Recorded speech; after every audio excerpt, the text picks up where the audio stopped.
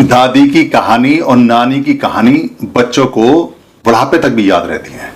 यानी कोई बच्चा अगर जवान हुआ, बड़ा हुआ और बूढ़ा हो गया तब भी उसे याद रहती हैं, और वो अपनी दादी और नानी की जो कहानियां हैं या जो दादा की या नाना की कहानियां हैं उनको अपने बच्चों को सुनाते हैं, थोड़ा सा इधर उधर कर कर, मगर कहानी वो पूरी तरह से एग्जैक्ट सुनाते हैं, बिल्कुल ठीक सुनाते हैं। उसका एक कारण बड़ा स्पष्ट है। जो कहानियां हैं उन कहानियों में कोई गणित या मैथमेटिक्स नहीं है जो याद करना पड़ेगा, कोई फार्मूला नहीं है, कोई उसमें नाम भी नहीं है, कोई उसमें ऐसी तारीख नहीं है, कोई उसमें जगह नहीं है। तो उसमें सिर्फ 2-3 कैरेक्टर हैं, खास तौर से जंगल के 2-4 पक्षी हैं, उनके नाम हैं, उनको आप बदल भी सकते हैं, मगर सार वही है जो बच्चों को सिखाना है। दरअसल ये सारी कहानी जितनी भी हैं, ये जो उत्पत्ति की गई है, उत्पत्ति को जात बोलते हैं, जाति बोलते हैं, और बाद में जातक भी कहने लगे। यानी जातक माने जो उत्पत्ति की गई है, उत्पत्त हुई हैं। बुद्ध के बाद में लगभग 3000 के करीब ऐसी कहानियां जो 5 तत्वों पर आधारित, जिनको पंचतंत्र की कहानी बोलते हैं, ऐसी पूरी दुनिया में चली। लोगों ने अपने अपने नाम और अपनी अपनी भाषा से इन कहानियों को खूब चटक मटक के साथ में बदल बदल कर खूब सुनाया, और खूब इनको बच्चों को मनोरंजन किया, और खूब बच्चों को जो मोरल एजुकेशन है, सदाचार की और जो अच्छा बनने की, जो धर्मों में चलने की जो उनको बात है, वो अच्छी तरह से सिखाई। ये कहानियां आज भी बहुत चलती हैं। स्टोरी टेल में सारी कहानियां इंग्लिश में या हिंदी में लोग इसको बड़े चटकाए ले लेकर सुनते और सुनाते हैं। दरअसल ये कहानियां पहले घर घर में जो भाड़क थे वो सुनाते थे, आज भी वो कहानियां सुनाई जाती हैं। कहानी सुनाने का थोड़ा सा नियम कायदा बदल गया है, कहानियां थोड़ी बदल गई, उनका सार बदल गया है, मगर तरीका वही है जो बुद्ध लोगों ने, जो भिक्षुओं ने और जो भिक्षुणियों ने और जो उपासकों ने अपने बच्चों को धम्म सिखाने के लिए ये बनाई थी, ये पैदा की थी, उत्पत्ति की थी, जिनका नाम जातक रखा। जातक माने उत्पत्ति की गई।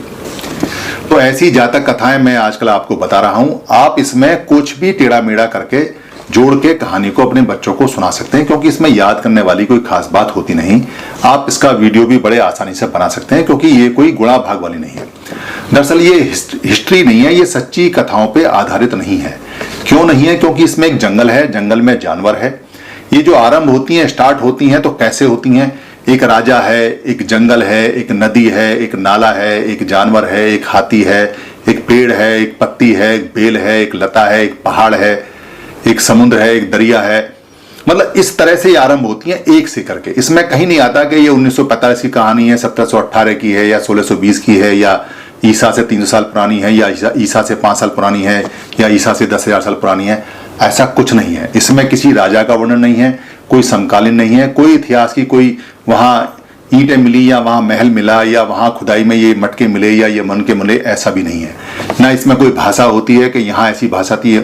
जानवरों को बुलवाया गया है, जो जंगल के जानवर हैं वो बात कर रहे हैं आपस में, वो कहानी सुना रहे हैं, ताकि बच्चों को, क्योंकि बच्चे जानवर से बहुत ज्यादा आकर्षित रहते हैं, और जब वो ऐसा सुनते हैं कि जानवर ऐसा बोला, तो वो कहानी कथा एक बार में ही उनके मन और मस्तिष्क में फिट हो जाती है, जिसको वो जीवन भर नहीं भूलते। और उसमें जो एजुकेशन होती है उसको जीवन भर पालन करते हैं, वरना उनको ऐसा लगता है कि जानवर कहीं ऐसा ना कर दे या वैसा ना कर दे।